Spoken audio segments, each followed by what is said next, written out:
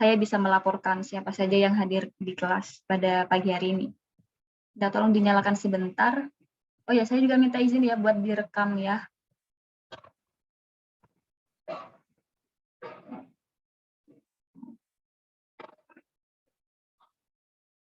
Oke. Yang kameranya bermasalah nggak dinyala juga nggak masalah sih sebenarnya. Tapi kalau bisa dinyalain, kita nyalain ya. Oke. Rina sama Zaki, kameranya gimana? Nggak bisa dinyalain? Zaki udah. Arta, kameranya kenapa? Oh, bisa. Rina, kenapa ini Rina? Oke, ya udahlah. Udah sebagian besar ya nyalain kamera. Saya izin screenshot ya. Senyum.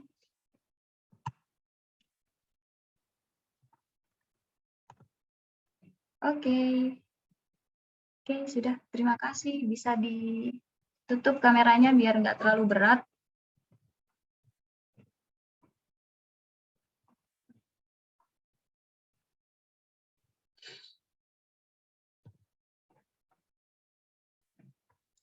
Oke, selamat pagi teman-teman. Hari ini kita akan belajar bioproses lagi, ketemu dengan saya, Zahro. Sebelum kita mulai pelajarannya, mari kita berdoa dulu, supaya nanti barangkali ya ada gangguan internet, jangan sampai ada gangguan internet. Semoga nanti yang kita lakukan hari ini bisa lancar-lancar aja, dan bisa bermanfaat buat kehidupan kita. Berdoa menurut agama masing-masing, mulai.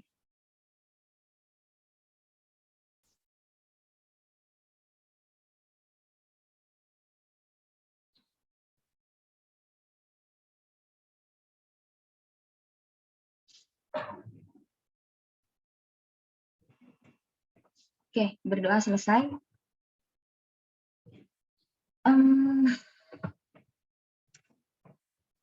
Oke, teman-teman. Kemarin kita belajar tentang mobilisasi asam lemak. Mobilisasi lemak, bukan asam lemak ya, lemak. Jadi kalau saya menyebut lemak, itu referensinya adalah trigliserol, triasilgliserol atau trigliserida. Jadi trigliserida itu akan dipecah menjadi asam lemak dan gliserol. Oke, saya izin share screen ya.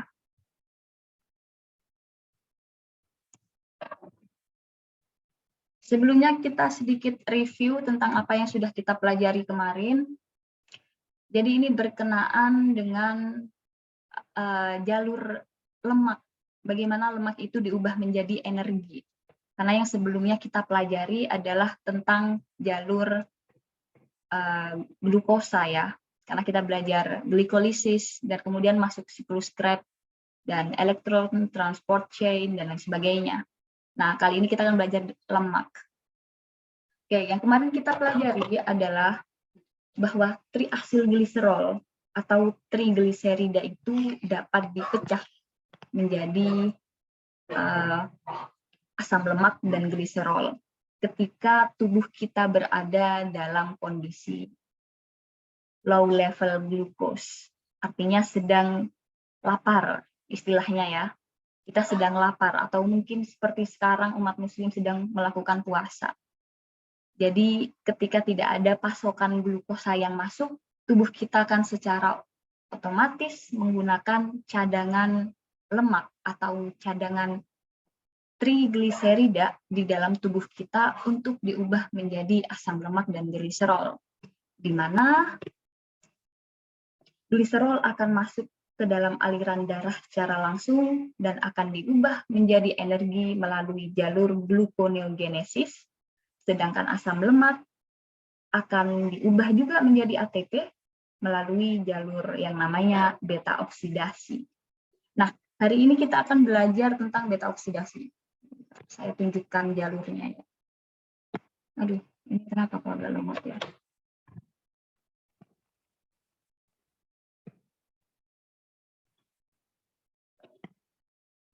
Jadi kemarin kita sudah belajar bahwa asam lemak itu bisa diubah menjadi asetil-CoA, yang mana asetil-CoA itu akan masuk ke dalam siklus Krebs, menghasilkan NADH dan FADH, kemudian tentu saja ATP yang menjadi tujuan akhirnya. Aduh, mohon maaf ya teman-teman, ini laptopnya agak lemot nih. Kenapa nih? Coba gede-gede, dikecil.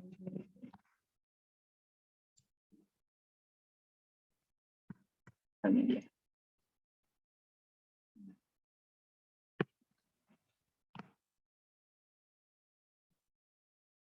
Nah, mohon maaf layar saya kelihatan kan? Oh, saya matiin kamera ya, mohon maaf. Biar nggak lemot kali ya laptop saya. Nah, ini teman-teman. Jadi hari ini kita akan mengetahui bagaimana jalur apa yang terjadi ketika asam lemak itu diubah menjadi asetil-CoA.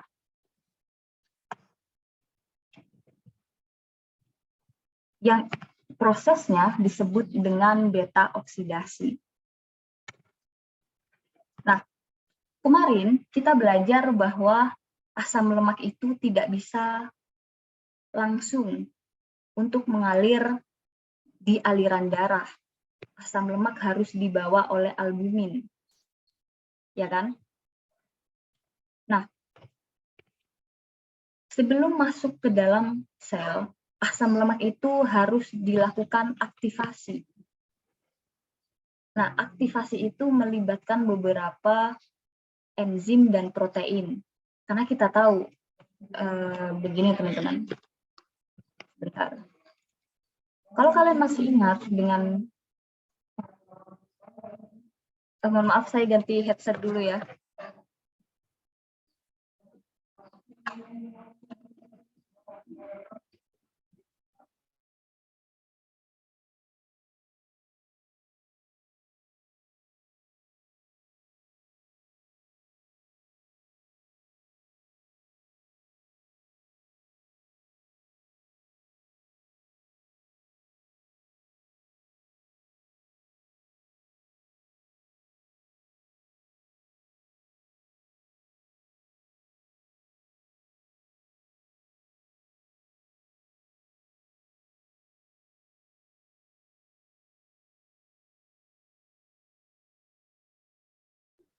Halo, mohon maaf, apa suara saya terdengar? Terdengar, Bu. Ya, mohon maaf ya teman-teman. Ada kalau hari Jumat tuh di sini ada tadarus Al-Quran di dekat musola di dekat rumah saya. Jadi mohon maaf kalau ada suaranya ya. Nah, ini teman-teman. Saya pakai stabilo aja lah. Asam lemak itu masuk ke dalam sel itu melalui mekanisme khusus. Karena selain asam lemak itu tidak larut dalam air, di dalam sel itu terdapat membran dan matriks yang sangat kompleks. Untuk itulah tidak sembarang molekul atau komponen itu bisa masuk ke dalam sel. Nah, sebelum kita belajar tentang beta oksidasi, kita harus tahu dulu bagaimana sih lemak itu atau asam lemak itu bisa masuk ke dalam sel. Ya.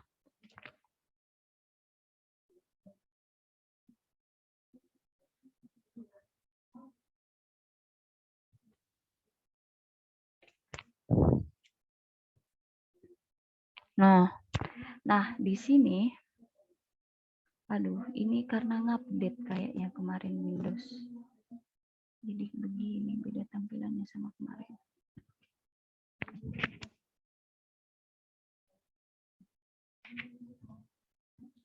Nah, proses beta oksidasi itu terjadi di dalam mitokondria. Nah, untuk masuk ke dalam matriks mitokondria, lemak itu harus melalui beberapa membran. Jadi istilahnya gambarannya ya, di sini adalah matriks mitokondria. Matriks. Nah, sedangkan kalau harus masuk ke dalam matriks, asam lemak itu harus melewati yang pertama. Dia harus melewati sitosol. Oh, pakai S ya, sorry. Sitosol. Kemudian dia juga harus melewati yang namanya outer membran. Kemudian masuk lagi, dia baru masuk yang namanya intermembran.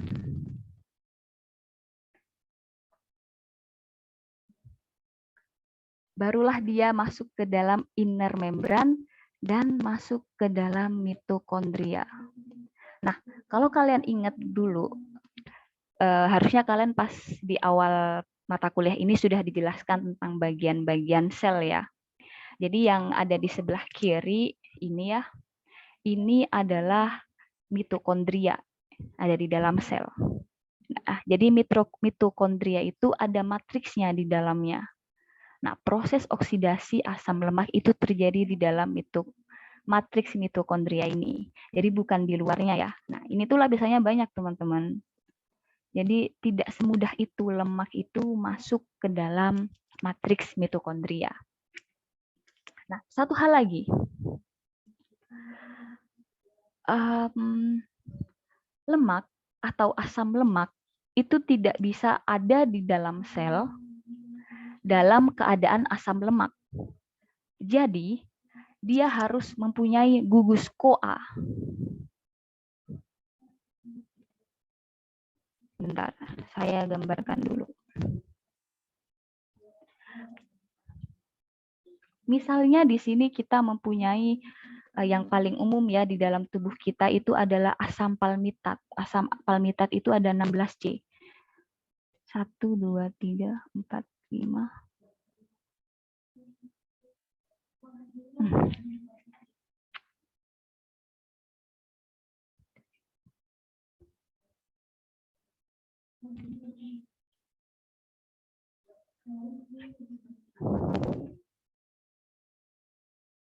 Nah, ini adalah asam palmitat.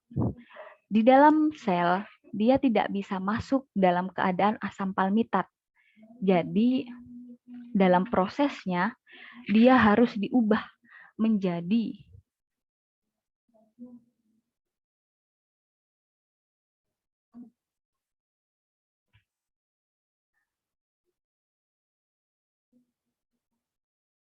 asam lemak CoA. Atau biasanya kalau di textbook istilahnya fatty acyl CoA.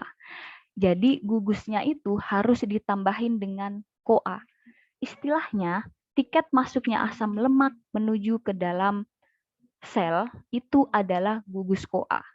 Nah, proses terjadinya penambahan gugus CoA pada asam lemak itu terjadi di sitosol. Di sini, di sitosol, di bagian terluarnya. Di sininya ya, sebelum masuk ke dalam membran. Nah, bagaimana terjadi perubahan atau penambahan gugus CoA pada asam lemak itu? Penambahan gugus CoA pada asam lemak itu dikatalisis oleh enzim yang disebut sebagai fatty acyl CoA sintase.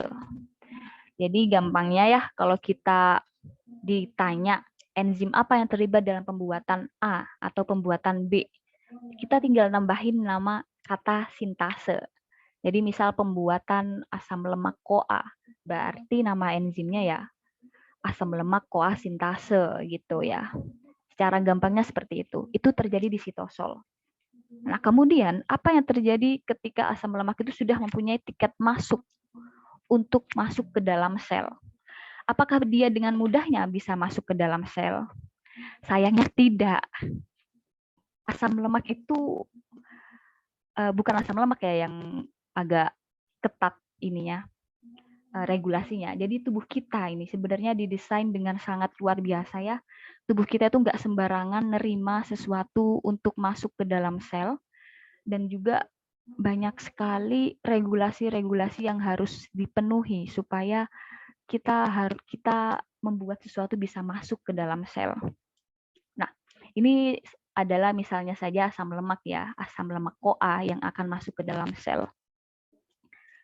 Di outer membran dan di inner membran Ini yang saya gambarkan biru, kelihatan kan ya, biru ini gede. Ini disebut dengan protein transferase. Artinya dia mempunyai fungsi untuk mentransfer suatu komponen, entah itu dari dalam lemak atau luar lemak ke tempat lain. Sesuai namanya ya, kalau dia transfer berarti dia mentransfer sesuatu. Nah, protein ini bernama karnitin asil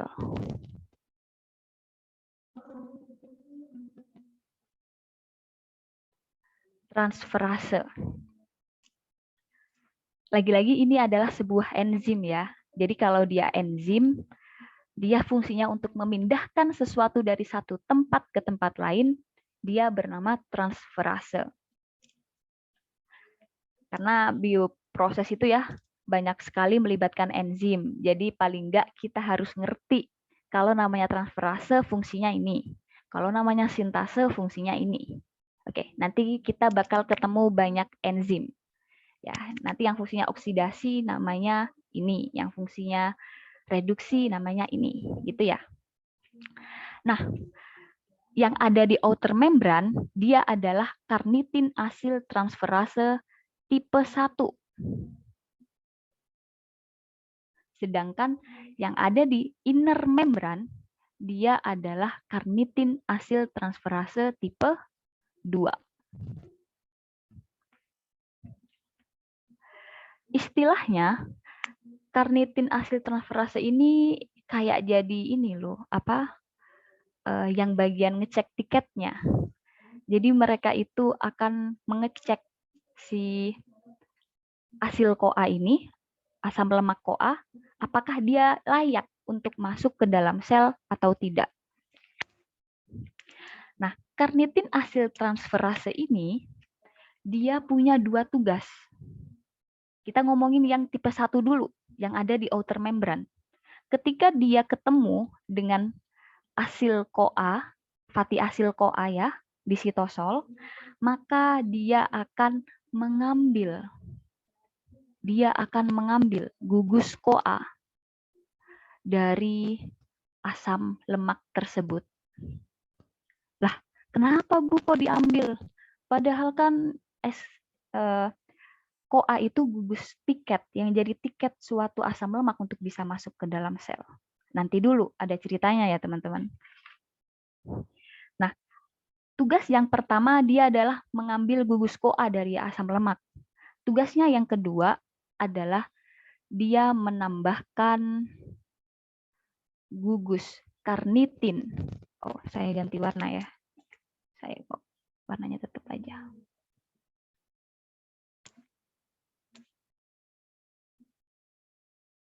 Nggak bisa diganti warnanya. Oh, bisa. Dia fungsinya yang kedua adalah untuk menambahkan gugus karnitin pada asam lemak. Sesuai namanya ya, dia karnitin asil transferase. Jadi dia menambahkan gugus karnitin. Ini saya gambarkan seperti ini aja lah ya. C, karnitin. Barulah ketika asam lemak itu sudah mempunyai gugus karnitin dan gugus CoA-nya dibuang, dia bisa masuk ke dalam intermembran. Nah, di dalam intermembran, dia akan masuk melalui ini. Ini adalah sebuah reseptor yang bisa menerima ini fatty asil karnitin. Ini namanya fatty asil karnitin ya. Fatty asil karnitin. Nah, reseptor ini akan menerima fatty asil karnitin dan di dalam inner membran, fatty asil karnitin ini akan ketemu lagi dengan karnitin asil transferase tipe 2. Nah, fungsinya apa lagi karnitin transferase tipe 2? Padahal dia sudah punya gugus karnitin kan fatty asilnya. Nah, fungsinya sebaliknya. Jadi, karnitin asil transferase tipe 2, dia akan mengambil gugus karnitin pada fatty asil karnitin. Jadi diambil gugus karnitinnya. Nah, kenapa ya? Kok susah? Saya harap kalian bisa menggambar lebih bagus ya. Biar lebih mudah dimengerti. Dan kemudian dia mengembalikan gugus CoA pada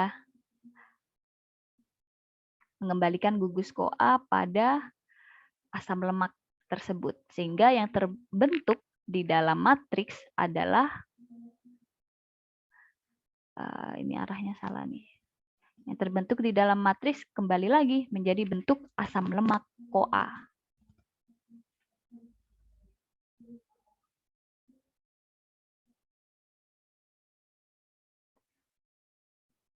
S-CoA. Nah, kalau jadi pertanyaan, kenapa sih harus seperti ini? Harus diambil dulu S-CoA-nya, kemudian dikembalikan lagi. Itu sebenarnya saya juga nggak ngerti kenapa. Jadi sebenarnya banyak banget di tubuh kita itu regulasi-regulasi seperti ini, yang kenapa harus diambil dulu, terus kemudian dikembalikan lagi. Sejujurnya itu tidak diketahui kenapa, tapi begitulah tubuh kita, teman-teman. Oke, ini dia. Jadi ini teman-teman, kita ulangi ya. Jadi di dalam sitosol, asam lemak itu diubah atau ditambahkan gugus CoA oleh fatty asil CoA sintase. Kemudian oleh karnitin asil transferase tipe 1, gugus CoA-nya diambil dan diganti dengan gugus karnitin, sehingga dia masuk ke dalam intermembran. Di dalam inner membran, dia akan bertemu dengan karnitin asil transferase tipe 2 yang akan mengambil gugus karnitin dan mengembalikan gugus CoA. Sehingga nanti di dalam matriks dia dalam keadaan sebagai asam lemak CoA. Oke, sebelum saya lanjut, silakan kalau ada pertanyaan. Barangkali omongan saya ada yang belum jelas, silakan ditanyakan.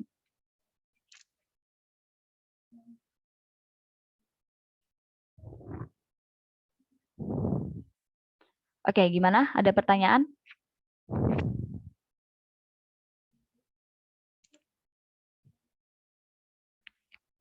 Belum ada, Bu. Oke, karnitin ini ada banyak ya di dalam membran, di dalam outer membran dan inner membran. Jadi nggak cuma satu. Karena memang asam lemak yang ditransport itu biasanya banyak. Jadi tentu saja banyak. Oke, saya lanjutkan dulu ya teman-teman.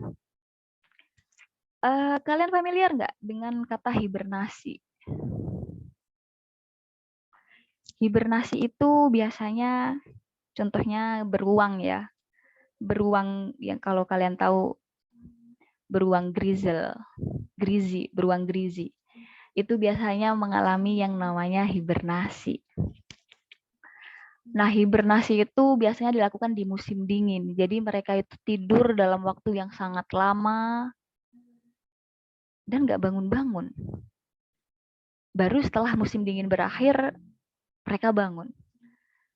Karena pernah bertanya nggak sih, kok bisa ya mereka nggak makan, cuma tidur aja, tapi bisa tetap hidup. Nah, ternyata teman-teman, beruang grizzly itu hibernasi atau mamalia-mamalia lain itu hibernasi memanfaatkan proses metabolisme yang namanya beta oksidasi asam lemak. Jadi biasanya ya beruang-beruang itu kalau lagi musim panas itu makannya banyak. Banyak banget makanannya, bisa sampai ribuan kilojoule setiap mereka makan kalorinya. Tapi ketika musim dingin, mereka benar-benar berhenti makan. Buat apa? Buat tidur mereka. Mereka tidur dan setelah bangun, mereka bisa sampai kehilangan 15% dari berat badan mereka. Ya mau gimana ya, mereka nggak makan. Otomatis mereka kehilangan berat badan. Nah, proses beta oksidasi asam lemak itu sangat luar biasa, teman-teman. Jadi, proses beta oksidasi asam lemak itu kita bagaimana mengubah stok atau cadangan lemak di dalam tubuh kita menjadi asetil-CoA, yang mana asetil-CoA itu bisa diubah menjadi ATP. Sama juga dengan ini, onta. Kalian pernah tahu onta kan? Dia punya punuk ya. Punuknya itu isinya juga lemak. Nah, punuknya itu isinya lemak dan dipakai secara bertahap melalui proses beta oksidasi juga. Nah, sekarang kita akan belajar sebenarnya apakah yang terjadi pada asam lemak ketika mereka mengalami proses beta oksidasi. Oke, ini yang saya gambarkan di sini ini saya menggunakan contoh suatu asam lemak. Lagi-lagi saya memakai contoh asam palmitat ya, karena asam palmitat itu paling melimpah di dalam tubuh sel hewan seperti kita ini ya. Asam palmitat ini adalah suatu asam lemak yang dia rantainya jenuh. Ingat, kalau dia jenuh, artinya dia tidak mempunyai ikatan rangkap. Dan dia mempunyai atom karbon berjumlah 16. Berarti genap. Ingat ya, jadi yang saya berikan contoh saat ini adalah asam lemak genap dan jenuh, yaitu asam palmitat. Oke, kita pelan-pelan aja ya. Kalau misal ada yang kurang paham, silahkan langsung unmute, boleh langsung ditanyakan ya.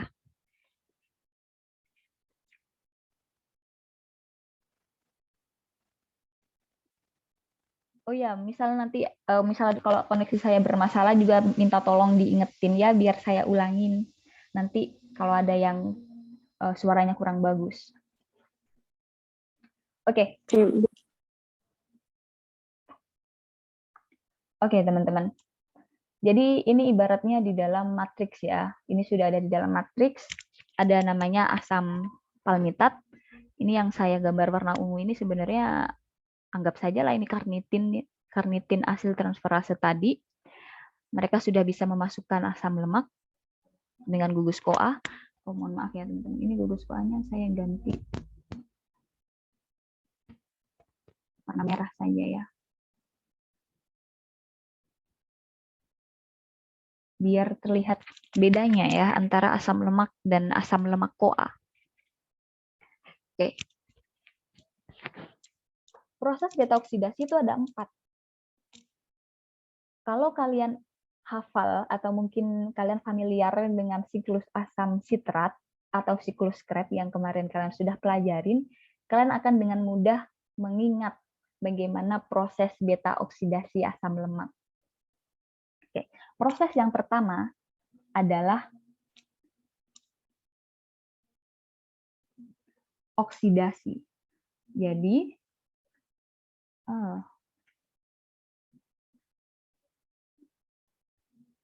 oksidasi. Jadi sebelum mulai dipotong, asam lemak itu dioksidasi dulu. Yang dioksidasi adalah atom ikatan antara atom C beta dan C alfa. Kalian harus tahu ya penamaan asam lemak atau penomoran kimia organik. Jadi yang alfa itu adalah yang ini, yang beta adalah yang ini. Sedangkan yang saya stabilo warna hijau, ini nanti adalah bagian yang akan dipotong menjadi asetil CoA. Ingat, asetil CoA itu punya 2 karbon. Jadi yang dipotong adalah atom karbon yang saya stabilo ini. Itulah namanya beta, karena itulah namanya beta oksidasi ya. Karena yang dipotong itu yang di sini, dekat dengan atom C beta. Kalau alfa oksidasi yang dipotong itu di sini. Kalau beta oksidasi di sini. Gitu ya. Nah, proses oksidasi itu akan menghasilkan suatu molekul yang mempunyai ikatan rangkap.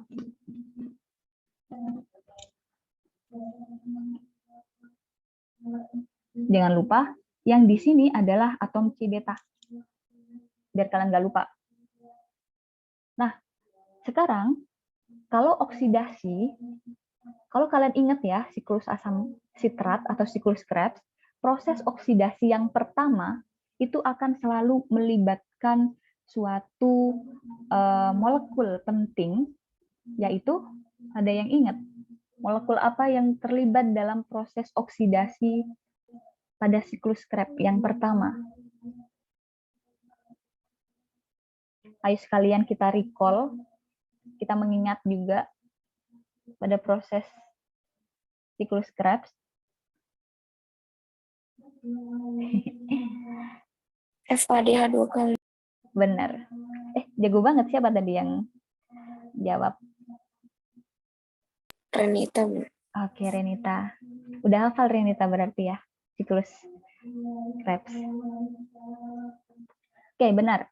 Jadi proses oksidasi ini akan melibatkan molekul FAD. Dan molekul ini akan diubah menjadi FADH2.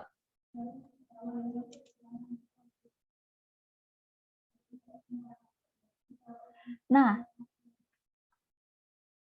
kemudian setelah mendapatkan ini, yang mempunyai ikatan rangkap ini, kita harus tahu juga nih, namanya apa.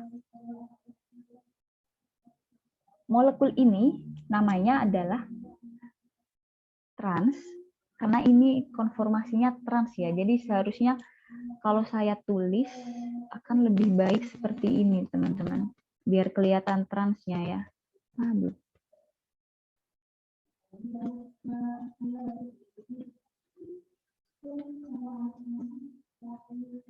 Akan saya tulis. Aduh, itu kenapa nih?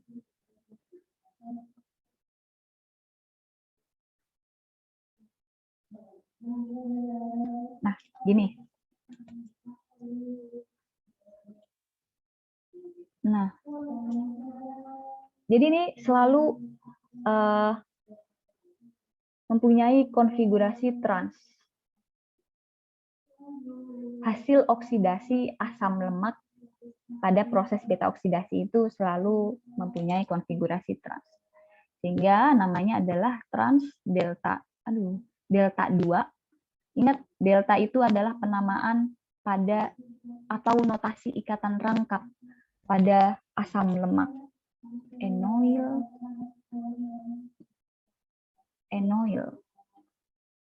CoA. Nah, pertanyaannya satu lagi, enzimnya. Kalau proses dia adalah proses oksidasi, berarti nama enzimnya adalah, apakah ada yang tahu? Kalau misal prosesnya oksidasi itu nama enzimnya apa?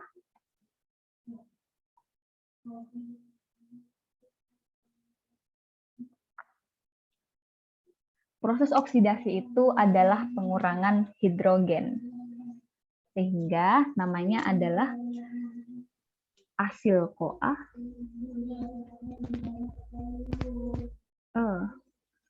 Kenapa nih? Dehidrogenase.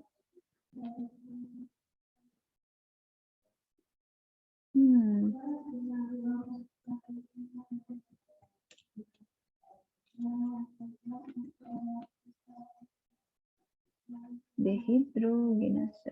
Nah, mohon maaf teman-teman, nggak ngerti nih kenapa kok agak nggak enak. Baterainya habis kayaknya ini. Oke. Jadi pada tahap yang pertama, proses oksidasi asam lemak diawali dengan proses oksidasi. Oksidasi melibatkan molekul FAD menjadi FADH2, menghasilkan ikatan rangkap antara atom C beta dan C alfa, menghasilkan molekul trans delta 2 enoil CoA, dan melibatkan suatu enzim yang namanya asil CoA dehidrogenase. Selanjutnya, dalam siklus Krebs, ini mirip banget ya siklusnya dengan siklus Krebs, melibatkan molekul air. Jadi kalau tadi melibatkan molekul FAD, sekarang melibatkan molekul air. Kalau melibatkan molekul air, artinya proses itu adalah proses hidrasi.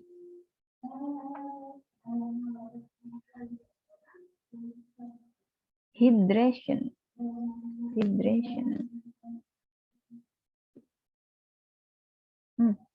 Kenapa sih ini? Prosesnya adalah proses hidrasi. Dan menghasilkan, kalau ada ikatan rangkap di hidrasi, akan membentuk suatu gugus hidroksil, yaitu gugus OH. Sehingga kita akan mendapatkan molekul, ikatan rangkapnya hilang ya.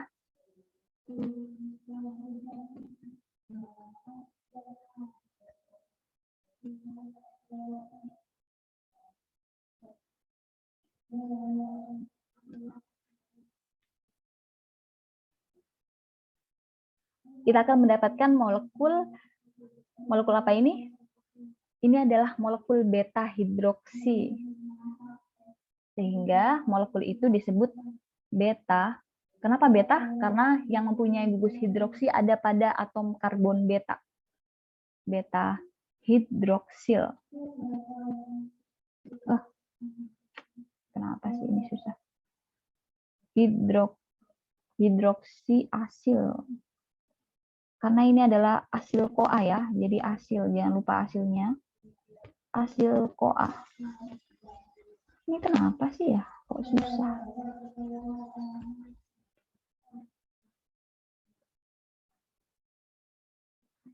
Nah, enzimnya, enzim yang terlibat. Enzim yang terlibat adalah namanya tetap teman-teman ya. Jadi namanya tetap asil CoA yang terlibat. Asil CoA hidratase karena prosesnya hidrasi. Asil CoA, aduh ini. Mungkin besok mau ganti aja lah ya pakai OneNote daripada pakai asil CoA hidratase. Hidratase ya.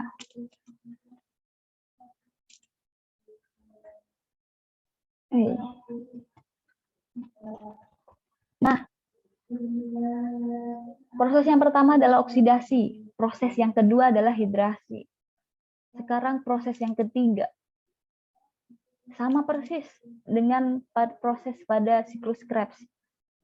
Maka proses yang ketiga itu adalah, karena nggak cukup ya, saya kesampingin aja ya, adalah oksidasi lagi. Namun kali ini, oksidasinya itu tidak melibatkan FADH lagi, melainkan melibatkan molekul NAD. Molekul NAD diubah menjadi molekul NADH. NADH. Nah, kalau gugus hidroksil dioksidasi, itu artinya gugus hidroksilnya itu akan diubah menjadi gugus keton. Berarti kita akan mempunyai sebuah molekul beta ketoasil. R, cuman di sini keton.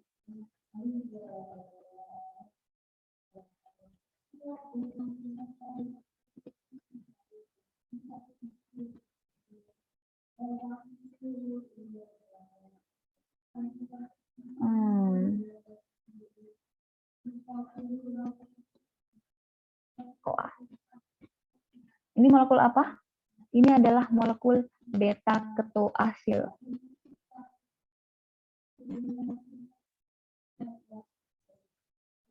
CoA, jangan lupa ya, CoA-nya harus disebutkan.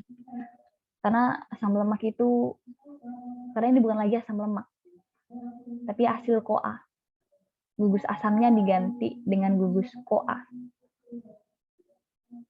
Nah, kalau prosesnya oksidasi berarti nama enzimnya adalah dehidrogenase.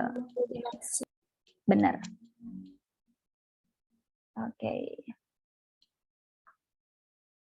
Berarti kalau namanya dehidrogenase, apakah masih asil CoA dehidrogenase? Enggak ya, teman-teman. Jadi namanya itu mengikuti molekul sebelumnya. Molekul sebelumnya apa? Beta hidroksiasil. Berarti nama enzim yang digunakan di sini adalah beta. Ini kenapa sih nggak muncul?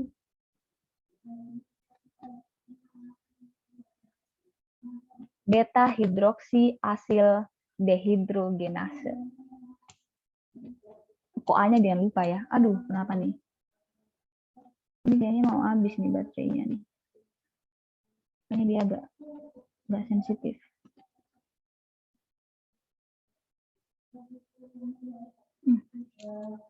Loh, malah kehapus ini ya. Beta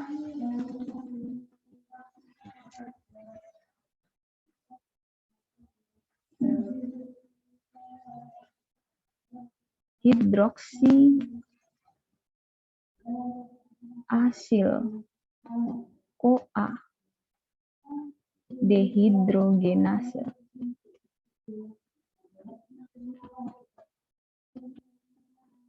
Oke. Oke, jadi jangan dilupakan ya teman-teman. Kalau oksidasi yang pertama itu pakai FADH, kemudian oksidasi yang kedua pakai NAD. Jadi berbeda. Nggak sama ya. Tapi enzimnya sama, dehidrogenase. Oke, sekarang sudah ada 3 proses. Tadi saya bilang bahwa beta oksidasi itu punya 4 proses. Jadi step yang terakhir itu adalah proses pemotongan. Biasanya disebut dengan proses tiolisis. Jadi proses tiolisis itu mempunyai 2 tugas. Mempunyai 2 proses atau dua bagian. Enzim yang terlibat namanya tiolase. Nah, enzim ini tugasnya ada 2. Gini ya. Dia yang pertama tugasnya adalah memotong. Memotong di bagian apa? Memotong di bagian ini.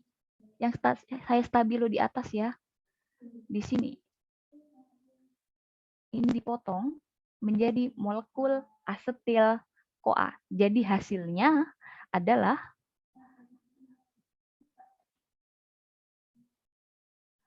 asetil CoA. Nah, asetil CoA, kurang 1 ya, mohon maaf. C-nya kurang 1. Enggak ding bener.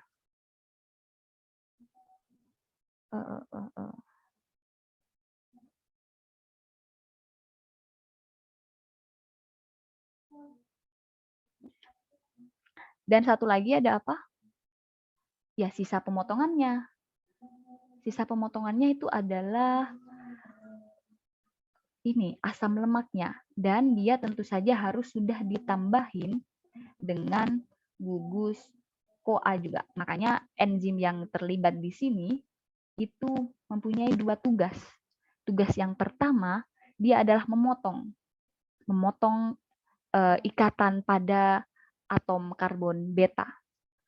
Yang kedua, tugas dia adalah untuk melakukan penambahan gugus CoA pada asam lemak yang dihasilkan.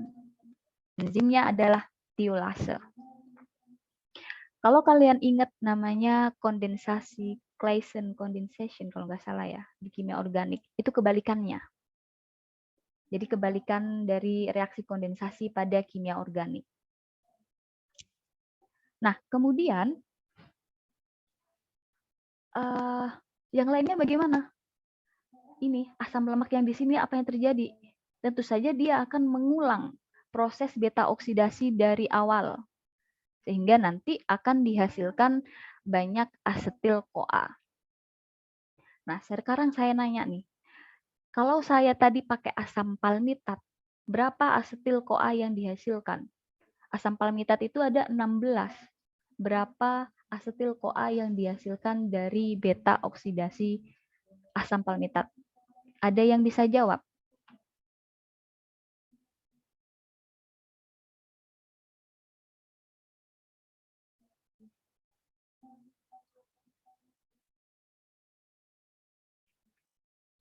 Oke, mungkin kalau ada yang belum ada yang bisa jawab, ada pertanyaan tidak?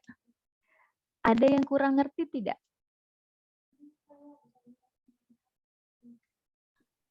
Izin Bu, Iya, silakan Arta. saya bukan mau bertanya Bu, tapi Iya. izin jawab pertanyaan Ibu tadi. Oh iya, boleh. Berapa asetil CoA yang dihasilkan Mm-mm. dari apa tadi lah? Dari asam Oh, dari palmitat. asam palmitat. Iya, Nah, C-nya sepengetahuan saya 16. kan Bu, ya kalau misalnya asam palmitat itu kan C-nya ada 16 tadi Ibu bilang.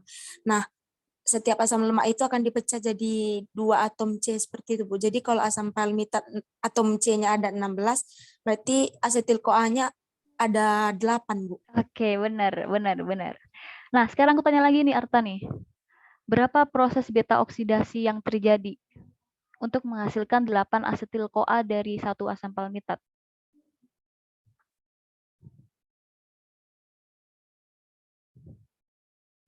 Gimana? Kenapa tadi Bu? Benar tadi kata Arta, ada 8 asetil CoA yang dihasilkan. Terus kalau proses beta oksidasinya ada berapa? Maksudnya berapa siklus beta oksidasi untuk menghasilkan 8 asetil CoA?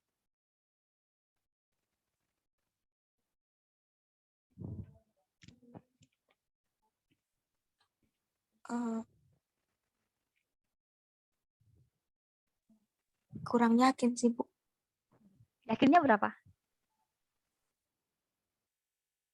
Karena 8 tadi asetil CoA-nya, jadi menurut saya 8 juga Bu, tapi kurang yakin juga Bu. Oke, kita lihat bareng-bareng ya. Ini saya gambarkan secara lengkap asam palmitatnya. 1, 2, 3, 4, 5, 6, 7, 8, 9, 10, 11, 12, 13, 14, 15, 16. Nah, ini adalah asam palmitat, teman-teman. Oke, tadi benar kata Arta, ada 8 asetil CoA yang dihasilkan. Berarti kita potong di sini 1, 2,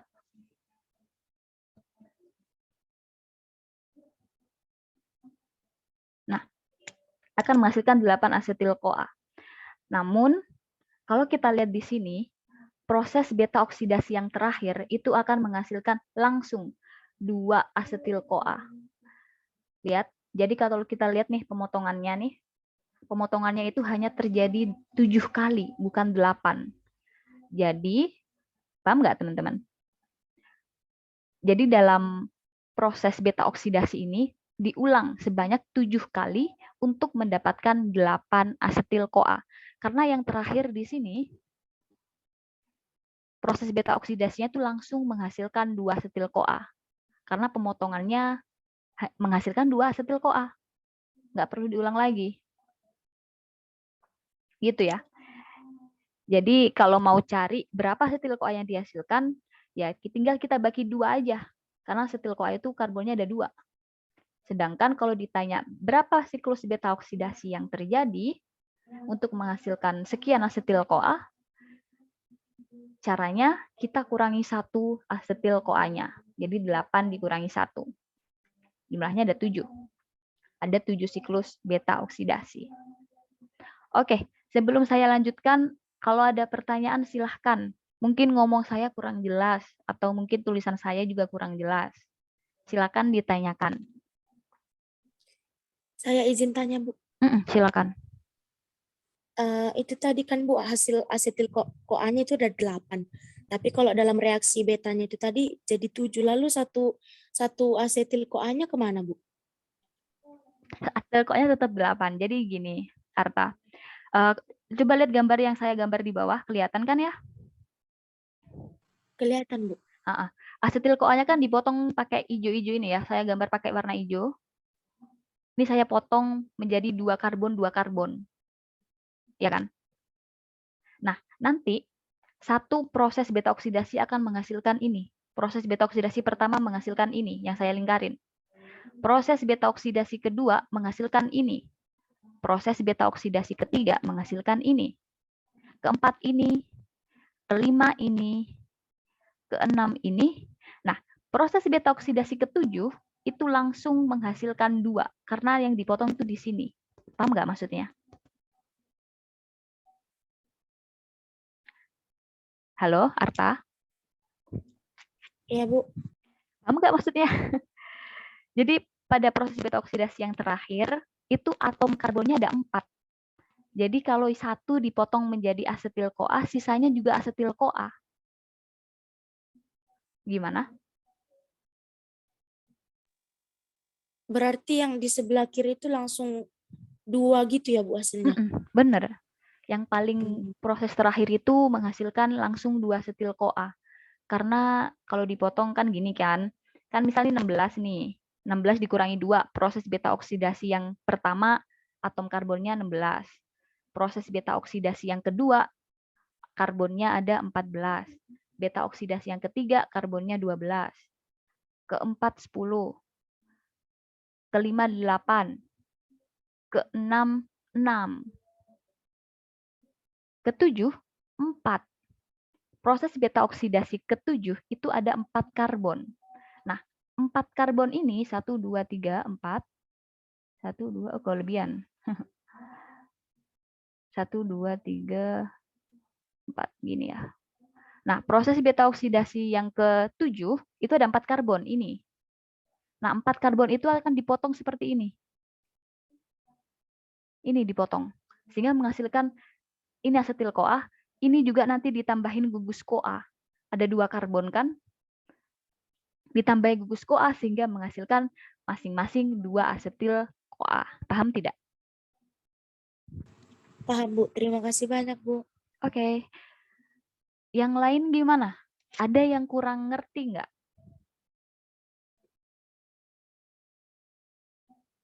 Saya ulangi sekali lagi ya. Jadi proses beta oksidasi itu yang pertama harus masuk dulu ke dalam sel. Nah, masuk ke dalam sel, ini perlu saya tambahkan ya di sini.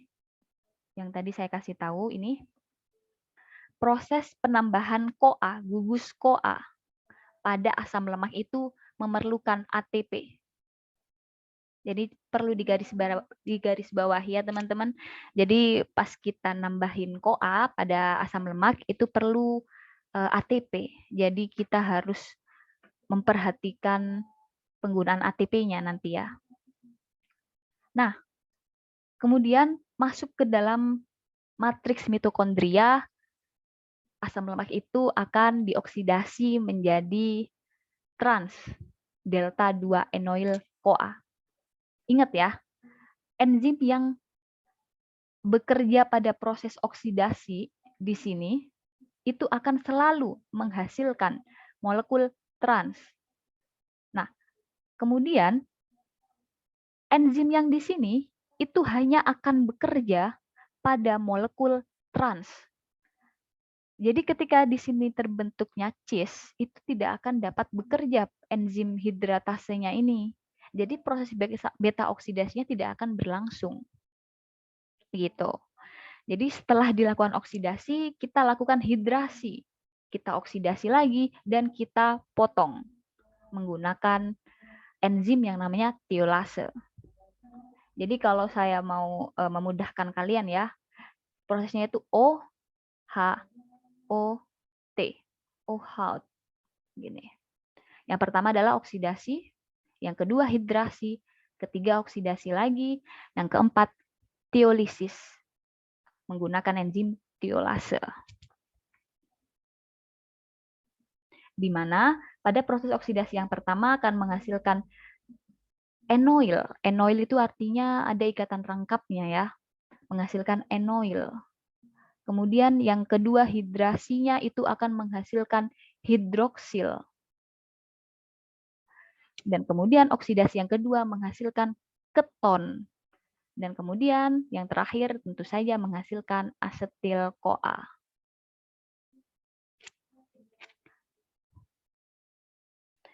Nah, kemudian di sini kita juga harus melihat ada NADH, ada FADH.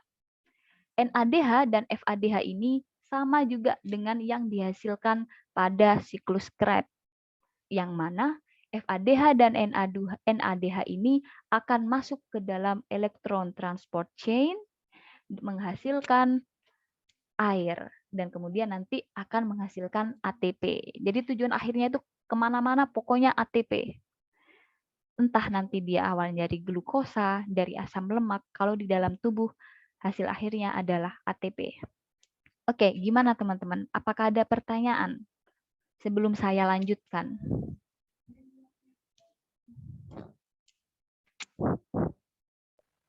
Izin bertanya, Bu. Oke, siapa ini yang bertanya? Tiara, Bu. Tiara. Halo Tiara, kenapa?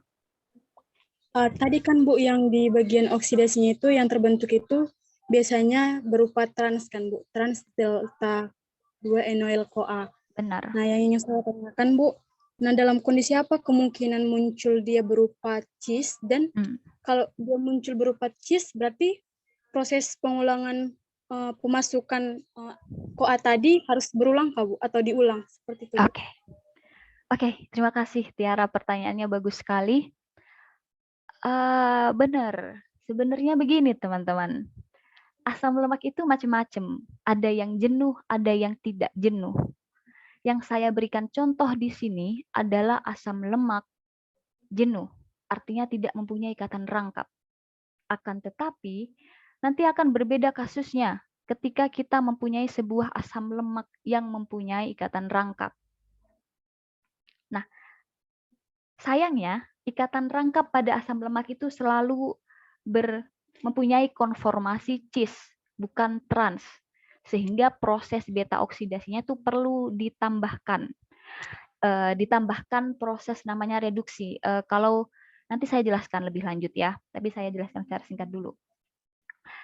Jadi pada asam lemak yang tidak jenuh, artinya dia mempunyai ikatan rangkap, dan asam lemak itu kebanyakan ikatan rangkapnya cis, maka akan melalui atau perlu ditambahkan proses yang namanya reduksi. Kenapa reduksi? Karena kita pengen ikatan rangkapnya itu dihilangin dulu, sehingga nanti kita bisa dengan lebih mudah untuk mengubahnya menjadi asetil CoA. Gitu ya Tiara ya. Nanti akan saya jelaskan lebih lanjut. Kondisinya adalah tergantung kita makan. Misalnya nih, omega 6. Omega 6 itu tidak bisa disintesis oleh tubuh kita sendiri. Omega 6 itu eksklusif disintesis oleh tumbuhan. Kita sebagai manusia, bahkan hewan pun juga tidak bisa. Tumbuhan bisa. Kan biasanya kita makan kan omega 6. Itu penting omega 6 buat kita. Omega 6 itu adalah punya 2 ikatan rangkap. Nah, prosesnya nanti perlu direduksi dulu supaya bisa dipotong menjadi asetil CoA. Nanti saya jelaskan. Oke, gimana? Yang lain apakah ada pertanyaan? Saya pending dulu ya pertanyaannya, Tiara. Nanti saya lanjutkan. Baik. Oke, yang lain? Yang lain gimana? Oke, teman-teman. Kenapa sih asam lemak tuh harus repot-repot dioksidasi dulu, kemudian dihidrasi dulu, dioksidasi lagi, baru dipotong? Kenapa nggak dipotong langsung aja? Kenapa nggak dipotong langsung aja di sini nih? Kenapa nggak dipotong langsung aja? Kan udah langsung jadi tuh asetil CoA. Nah, itulah yang bisa kita pelajari dari tubuh kita, teman-teman. Jadi, kalau kita tahu ya, ikatan antara karbon dengan karbon itu sangat stabil. Jadi tidak bisa dengan begitu mudahnya kita langsung memotong ikatan karbon dengan karbon itu. Karena ya itu tadi sangat stabil. Nah, begitu juga kalau kita ingin mengubah sesuatu misal. Ya, misalnya aja lah kita ingin mengubah sesuatu pada diri kita. Kita nggak bisa langsung mengubahnya itu langsung drastis. Kita harus bertahap mengubahnya. Ya, asam lemak di dalam tubuh kita aja diubahnya pelan-pelan kan ya, nggak langsung dipotong. Nah, kita juga kalau kita mau mengubah sesuatu dalam diri kita ya, otomatis kita juga harus pelan-pelan. Jangan langsung secara drastis. Oke. Dalam tubuh kita sudah diajari seperti itu ya, otomatis. Tuhan itu sudah menciptakan tubuh kita dengan sangat sempurna ya. Kita nggak bisa, bahkan banyak sekali misteri yang masih belum terpecahkan di dalam tubuh kita. Oke, kalau tidak ada pertanyaan, saya akan lanjutkan. Sekarang kita akan belajar bagaimana atau berapa perolehan energi atau perolehan ATP dari proses beta oksidasi. Oke. Dalam satu proses beta oksidasi, itu kita akan menghasilkan apa saja? Kita akan menghasilkan NADH. FADH2 dulu ya. FADH2. Kita akan menghasilkan 1 buah FADH2. Kemudian kita akan menghasilkan NADH. Dan kita juga akan menghasilkan asetil-CoA.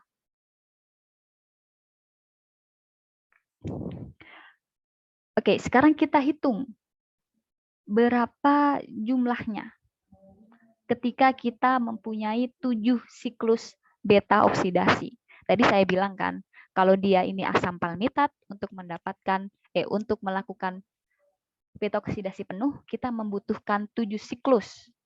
Artinya kita akan mempunyai FADH2 sebanyak 7. NADH sebanyak 7 dan asetil-CoA yang dihasilkan adalah 8. Jadi sudah saya jelaskan ya, kenapa ada 8 asetil-CoA-nya.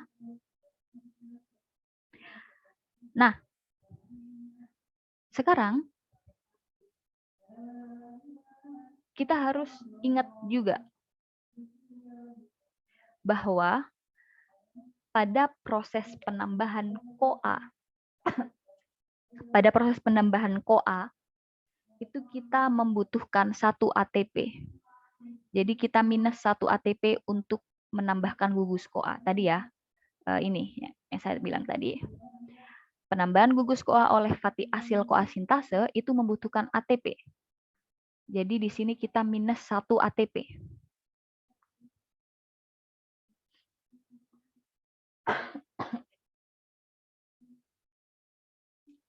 Nah, sekarang kita convert semuanya menjadi ATP, supaya kita tahu berapa sih perolehan energi yang bisa kita dapatkan dalam proses oksidasi asam lemak.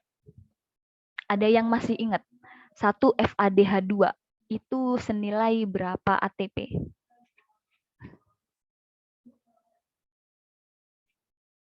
Halo, apakah ada yang masih ingat? FADH2 berapa ATP? 3 ATP. 3 ATP, Bu. 3 ATP. Siapa yang menjawab nih? 2 bukan? Ada yang menjawab 2. Ada yang menjawab 3. Oke, yang benar yang mana nih? Yang 2 apa yang 3? ATP, Bu. Berapa? 2 ATP. Oke, 2. Oke, 2. Berarti gimana nih? Setuju 2 apa 3 nih? Setujunya 2, Bu. 2. Jadi sebenarnya di textbook itu FADH2 itu sebenarnya 1,5 ATP. Tapi kebanyakan ya untuk memudahkan kadang bisa dihitung sebanyak 2 ATP.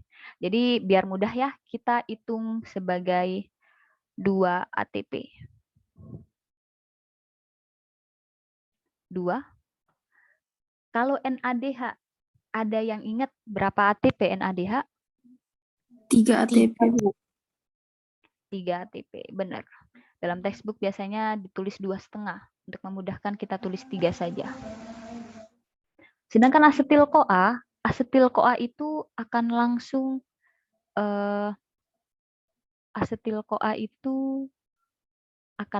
diubah menjadi ATP sejumlah 1. Ya, karena 1 asetil-CoA akan masuk ke dalam siklus Krebs yang akan menghasilkan 1 ATP. Jadi dia kita kalikan 1. Oke, kita total dulu. Berapa ATP yang kita punya? Ini berapa? 14. Ini berapa? 21. Ini 8. Ini kurangi 1 ya. Min 1.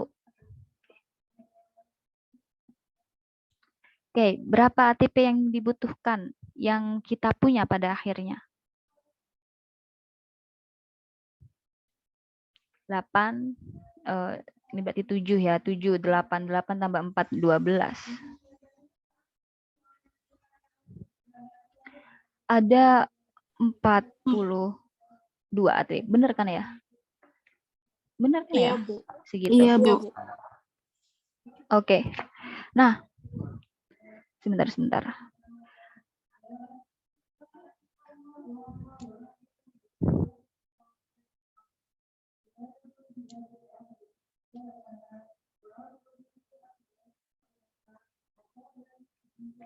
Oh iya nih, satu lagi nih. Supaya kita tidak lupa bahwa sebenarnya asetil-CoA itu juga menghasilkan NADH dan FADH2. Ada yang ingat nggak pada siklus Krebs? Berapa FADH dan NADH yang dihasilkan? Nih, saya tulis ya, biar lebih jelas. Soalnya nggak sedikit ini, teman-teman. Kita punya banyak banget ATP dari beta oksidasi, karena proses beta oksidasi itu menghasilkan asetil-CoA. Asetil-CoA itu tidak langsung serta-merta cuma ATP yang dihasilkan, karena dia masuk ke dalam siklus Krebs. Oke, ada yang ingat asetil-CoA itu berapa NADH dan FADH2 yang dihasilkan pada proses siklus Krebs?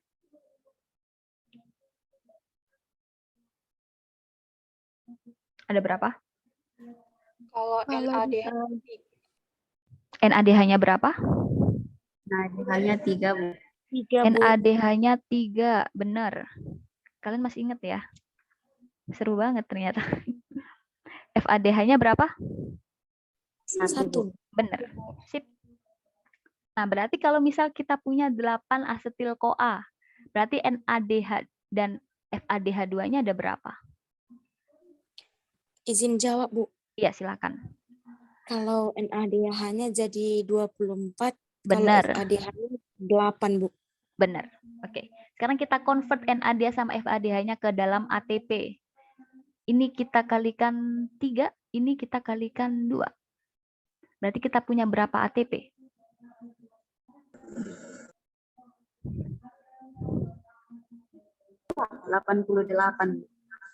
Totalnya 88. Ya, saya nggak ngitung BTW. Ini ya. Oke, 88 ya. Oke, berarti kita punya berapa total ATP yang kita punya sekarang? 8, 9, 10. 130. Benar. Berarti dalam proses beta oksidasi, kita akan menghasilkan 130 ATP. Besar banget ya. Ada yang masih bingung nggak? Saya ulangi ya. Jadi gini, satu proses beta oksidasi itu menghasilkan FADH2, NADH, asetil-CoA, dan asetil-CoA. Sedangkan pada proses aktivasi asam lemak atau penambahan gugus CoA membutuhkan 1 ATP. Maka kita akan menggunakan 1 ATP. Jadi modalnya adalah 1 ATP untuk melakukan proses oksidasi asam lemak. Kita butuh modal 1 ATP menghasilkan 1 FADH2, 1 NADH, dan 1 asetil-CoA pada 1 prosesnya. Oh, ini ada yang kurang teman-teman. Pantes kok gede banget ya. Oh enggak ding, benar. Aduh, mohon maaf teman-teman, saya jadi bingung. Benar seperti ini. Untuk melakukan satu oksidasi, oksidasi asam palmitat itu modalnya 1 ATP. Dan hasilnya kita akan mempunyai ini, FADH2 sebanyak 7, NADH sebanyak 7, dan asetil-CoA sebanyak 8. Nah, asetil-CoA pada proses siklus Krebs itu akan menghasilkan NADH sebanyak 3 dan FADH sebanyak 1. Aduh, salah. Sebanyak 1. Jadi semuanya kita convert menjadi ATP sehingga kita akan menghasilkan 130 ATP. Jadi istilahnya cuan banget kita oksidasi asam lemak itu.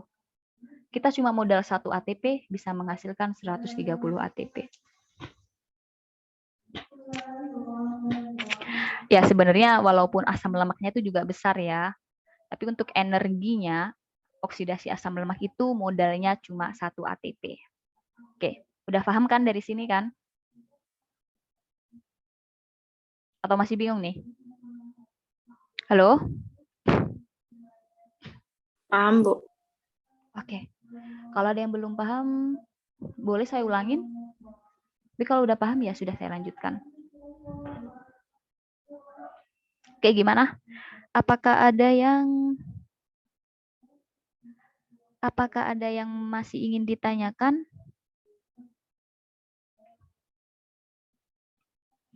Oke, nggak ada. Oke, saya harap kalian mengerti ya. Jadi proses beta oksidasi itu menghasilkan asetil-CoA. Asetil-CoA itu nanti akan masuk ke dalam siklus Krebs dan kemudian akan menghasilkan NADH, FADH2, dan tentu saja ATP. Jika kita convert semuanya menjadi ATP, kita akan mempunyai 130 ATP. Nah, kalau boleh saya akan melanjutkan. Kita istirahat dulu kali ya. Kita istirahat dulu. Berapa menit ya? Kita istirahat 3 menit saja kali ya. Kita istirahat 3 menit. Minta tolong dipahami. Kalau tidak ada pertanyaan, saya lanjutkan. Kalau ada pertanyaan, tolong disampaikan. Oke, kita istirahat dulu 3 menit.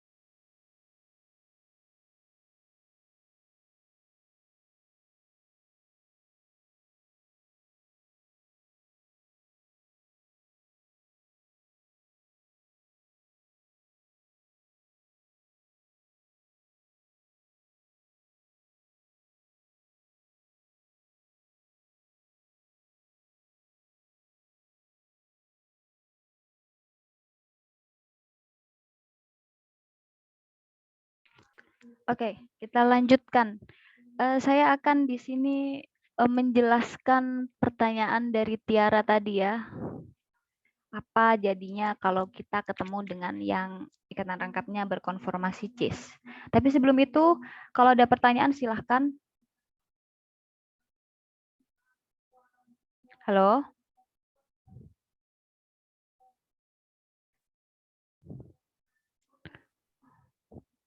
Kalau ada pertanyaan silakan.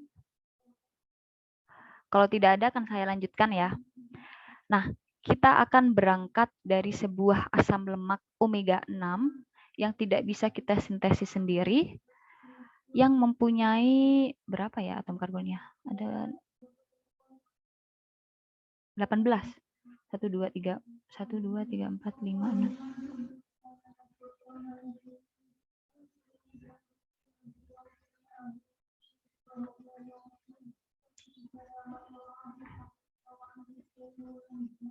Ini seharusnya begini.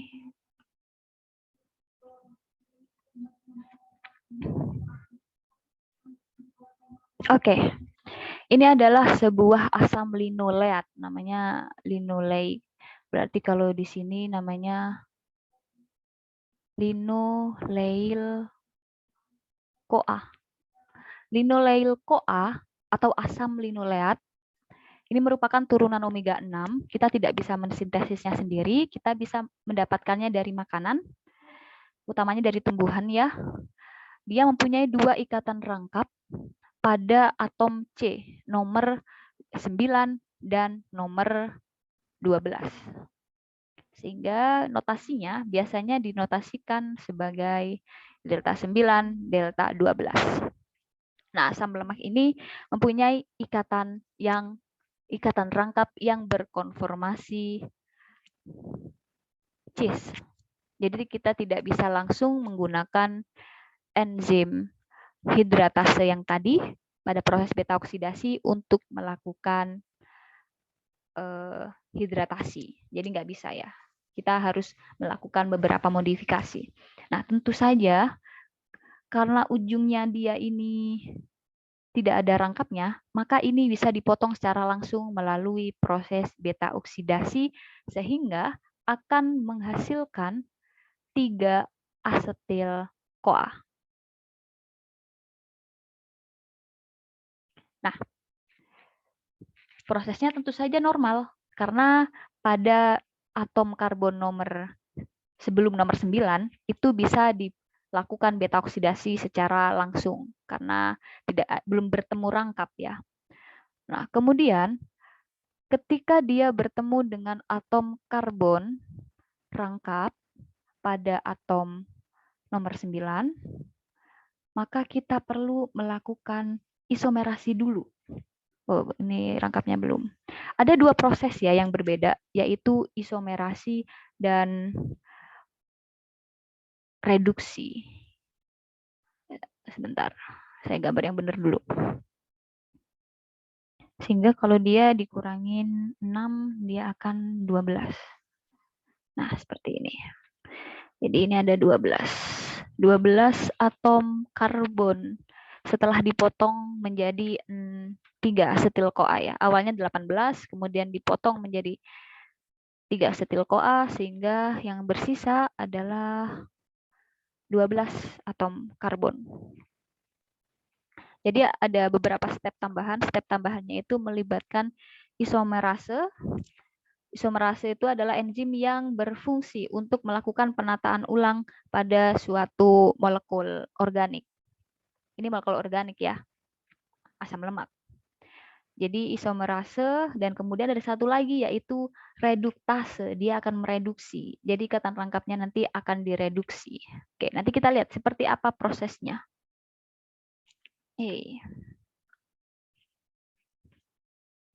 Berarti kalau di sini atom karbonnya itu ada di nomor 3. Kemudian di sini nomor 5. Dan kemudian alfanya itu ada di sini. Di sini adalah beta. Oke. Yang pertama, kita lakukan isomerasi dahulu. Isomerasi itu dilakukan penataan ulang. Manakah ikatan rangkap yang ditata ulang? Yang ditata ulang tentu saja yang ada di depan dulu. Akan dipindah ke atom karbon sebelahnya. Jadi ikatan rangkapnya itu dipindah. Enzim yang berperan namanya adalah delta 3, delta 2, enoil, CoA. Bentar. Isomerase.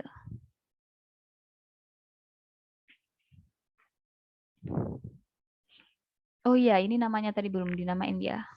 Kalau dia seperti ini, otomatis dia adalah cis delta 3, cis delta 5. Oke, gini ya.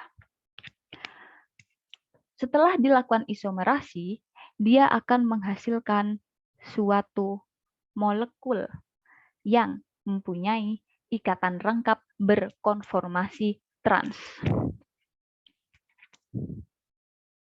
Jadi yang ini akan ikatan rangkapnya pindahkan ya tadi ya ke sini ya. Nah,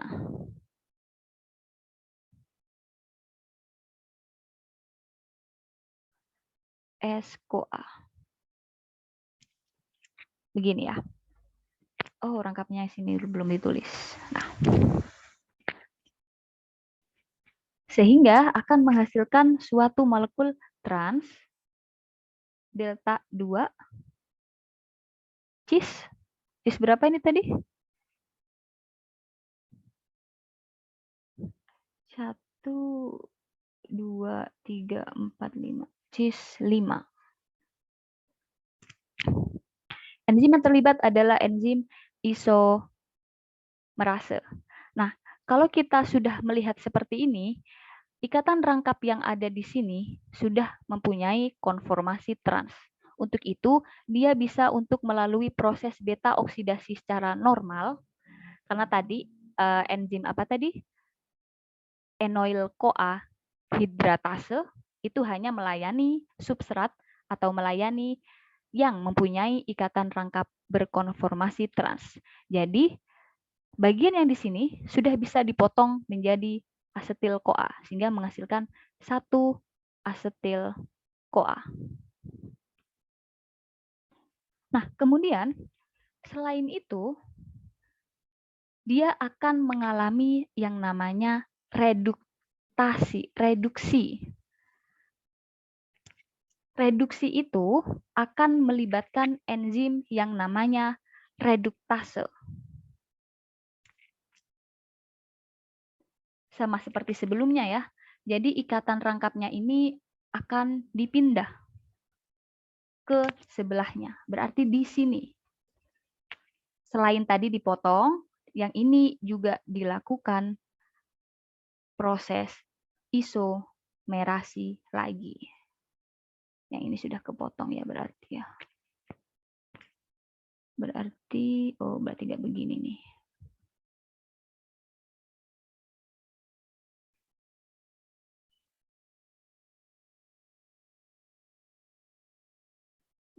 S-CoA.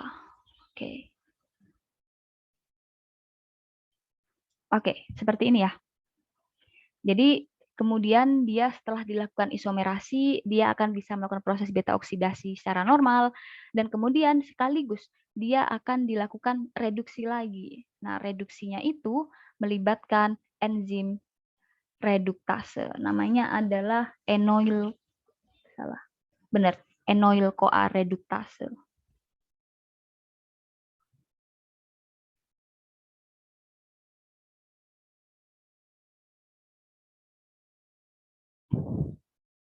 Nah, kalau dia sudah posisi seperti ini, otomatis dia juga akan bisa langsung melalui proses beta oksidasi secara normal.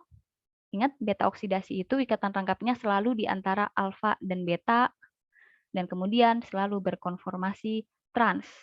Maka dia sudah bisa melalui proses beta oksidasi normal dan menghasilkan berapa asetil-CoA-nya? Dan menghasilkan asetil-CoA. Ini sudah normal. Berarti 1, 2, 1, 2, 3. Berarti menghasilkan 3 asetil-CoA. Oke, jadi tadi pertanyaannya Tiara, gimana kalau kita ketemu dengan asam lemak yang cis misalnya?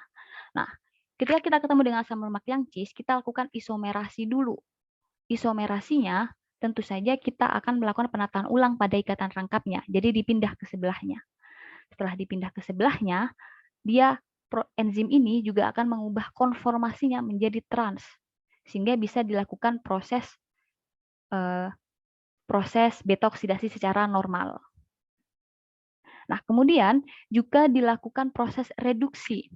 proses reduksi itu artinya ini juga dihilangkan, ikatan rangkapnya dihilangkan, dan kemudian dilakukan proses beta oksidasi secara normal, sehingga akan menghasilkan ikatan alfa beta atau ikatan rangkap pada atom karbon beta. Dengan demikian bisa dilakukan proses beta oksidasi lebih lanjut. Oke, gimana? Ini ada yang kurang paham nggak ya? Jadi prosesnya itu ada dua, ada isomerasi dan reduksi. Isomerasi itu artinya dia ditata ulang, dan reduksi itu artinya dihilangkan ikatan rangkapnya. Halo? Oke. Gimana? Apakah ada pertanyaan?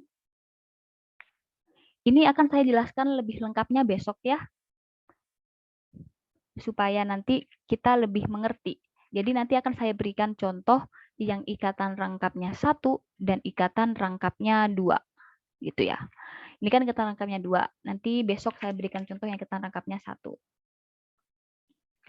Nah, lagi-lagi yang saya berikan contoh di sini adalah asam lemak dengan atom karbon genap. 18 ya, tadi 16 genap. Nah, kalau nanti kita punya asam lemak yang ikatan karbonnya ganjil, maka hasil akhirnya nanti bukan lagi asetil-CoA. Jadi nanti akan ada bagian yang mempunyai 3 atom karbon. Nah, bagian yang punya 3 atom karbon itu nanti akan diubah menjadi, kalau kalian ingat di siklus Krebs ada namanya apa sih namanya? Ada namanya suksinil-CoA. Itu terlibat dalam proses beta oksida, terlibat dalam proses siklus Krebs. Nah, jadi nanti suksinil-CoA itu akan dihasilkan pada proses beta oksidasi asam lemak yang jumlahnya ganjil. Itu nanti akan saya jelaskan besok pada hari Senin ya. Kita ketemu lagi hari Senin. Sekalian nanti saya akan menjelaskan sedikit tentang proses sintesis asam lemak. Oke, sampai di sini. Apakah ada pertanyaan? Kalau mau tanya yang sebelumnya juga silahkan.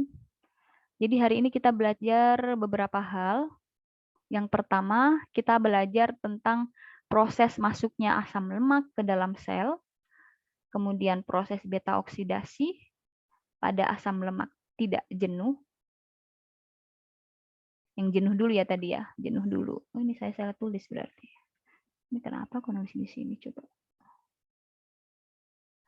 Pada asam lemak jenuh dan pada asam lemak tidak jenuh. Untuk contohnya akan saya berikan lebih lanjut pada pertemuan selanjutnya. Oke, gimana? Apakah ada pertanyaan?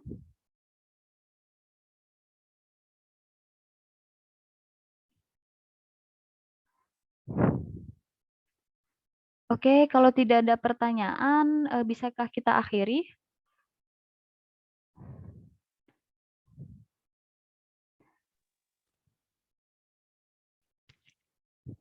Bisa, Bu. Oke, ini akan saya jelaskan lebih detail lagi ya besok hari Senin untuk oksidasi asam lemak yang punya ikatan rangkap. Akan saya jelaskan lebih rinci lagi apa saja yang dibutuhkan. Proses reduksi itu membutuhkan apa saja. Nanti saya jelaskan. Tapi nanti ya, pada pertemuan di hari Senin. Untuk sekarang saya pikir sekian dulu ya. Saya mohon maaf karena saya kemarin nggak bisa ngisi, ada yang harus saya kerjakan. Jadi saya baru bisa ngisi hari ini. Mohon maaf sekali, kalian harus mencari-cari waktu ya. Bas bilang soalnya kalian lagi padat banget kegiatannya, kuliahnya. Oke, kalau tidak ada pertanyaan, saya pikir cukup ya untuk hari ini.